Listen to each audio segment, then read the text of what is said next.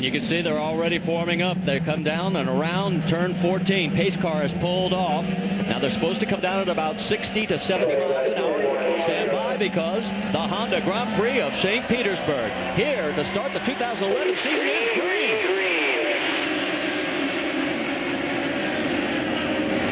Oh, they're going to try 4 wide. We have contact and a huge crash right in the first corner, and the car's upside down. Castro-Neves involved. Scott Dixon is involved. The 27 by Conway. And I cannot tell who that is. That's... Oh, it's Marco Andretti. Conway's got problems. You see the right rear suspension is broken on his car. The 6 of Ryan Briscoe also involved. And look at Dixon. Remember, he talked about it? For the last 3 years, he has not been around for the finish of this race. And it looks like he may not be again. Now the 0-2 of Oriol Servia gets refired and back underway from Ryan Briscoe's onboard camera. Just a lot of carnage in turn 1, something that drivers certainly could avoid. They're going to upright the car right now. Marco Andretti, I'm sure, will just climb out. These cars are built so strong, as you see his dad, Michael Andretti, looking on. Knows how strong these cars are. Probably not very worried about the safety of Marco. As a driver, Marty, I can tell you you're more aggravated about not being in the race at this point in time. There's Grandpa looking on as well with a very concerned look. Not the first time that Marco has been on his lid. Remember Indianapolis a few years ago. Got upside down there. The crowd giving Marco a hand as he climbs out. He is not happy, as you would expect in this situation.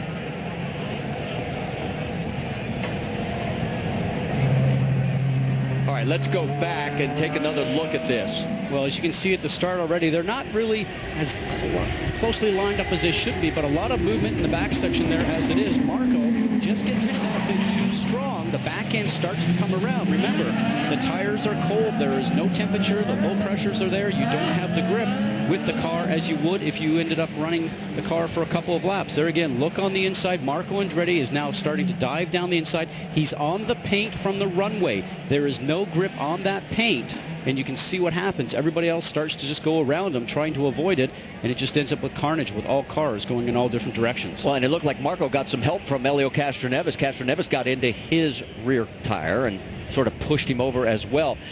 I go back to Al Unser Jr. talking in the drivers' meeting. He said, guys, you got to take care of each other through these first couple of corners.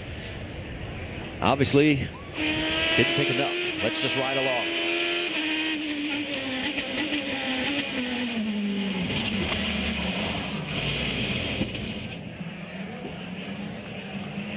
Now from Will Power's perspective.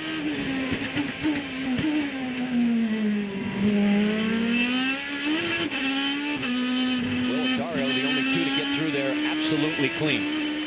And the reaction from Mario, not pleased. Well, you're going from 60 or 70 miles an hour on the start, and you'd be up to about 145, maybe 150 quite quickly. We talked there again about the cold tires as we see the number 9 Scott Dixon machine sponsored by Target going to come in. I'm sure they'll try to do some repair here. Does not look like any of the wheels have been hit, so his alignment should be okay. Maybe if he can just get some new wings on it and a side pod, maybe they'll continue. Scott Dixon said yesterday it is so important to get a good start to the season. It felt was one of the keys to him not winning the championship last year. Already in turn 1, he's in trouble in 2011. Under our first caution here at St. Petersburg, as the first start to the year did not go as planned. As we watch down the left-hand side of the racetrack, the driver's right, you can see Marco pulling out and starting to make a move. The car behind him, Helio Castro-Neves, we're wondering if he just tags Marco just to send the back end of Marco's car around. Look at the contact there. Certainly didn't look like Marco was going to have enough room to get through, but I would say definitely the the Penske car turned around and tagged him in the backside and just spun Marco around. Let's check in with him, Jamie. Well, Marco, he walked down here and he says he's okay. And Marco, you've seen it from different angles. What happened? I think Helio misjudges braking by about a football field. I had a good one going. I was gonna have it woed up and turned, inside of Briscoe, but that's what happens. We try to start so close together. It's great for the fans, but it's no good for me today. Glad he's all right, guys. He's got a smile on his face, but there's a lot of upset race car drivers down here. 6 cars involved in this incident. One is still out there on the lead lap. That's Oriol Servia, but Castroneves, Conway, Briscoe, Dixon 1 lap down right now. And, of course, Marco is definitely out of this race. Now the leader gets to pick the right or left side for the restart. You can see that Will Power has decided to go on the inside, as everyone expected. And he must be the first to cross the finish line. And as he slows down, wait for the flag. Here we go. We're back green.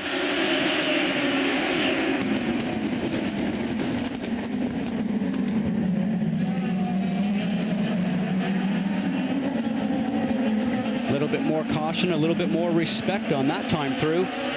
Made it through turn 3 this time. And you can see right there, Dario Franchitti. Will Power has slid back. He is into the 3rd position. And he's under attack from the 28 of Ryan Hunter-Reay. Our race leader is Dario Franchitti.